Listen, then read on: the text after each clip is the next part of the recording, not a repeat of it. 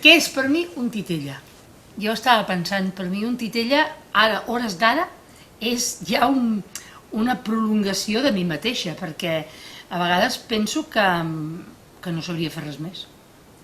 Vull dir que ja s'ha convertit en un mitjà tan important que forma part meu que és ben bé, a vegades penso que el braç es prolonga i és una manera, ara també pensava, de poder actuar sense estar jo a primera línia, sinó que el que actues del titella i tu quedes amagat i per tant pots fer el que vulguis. Per mi em serveix una mica com d'escut. Jo m'hi veig encara amb un titella de dir el que sigui i com sigui.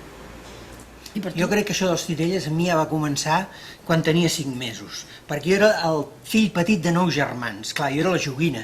Aleshores diuen, però jo no me'n recordo, però que quan tenia 4 o 5 mesos m'agafaven així pels peus i em feien caminar. I vaig aprendre a caminar, diuen, amb 7 mesos així ja caminava. Et manipulaven. I em manipulaven. Perquè un titella és qualsevol cosa manipules, i em van manipular amb mi ja de petit. I aleshores jo pensava, dedica-t'hi. Se'm va quedar gravat.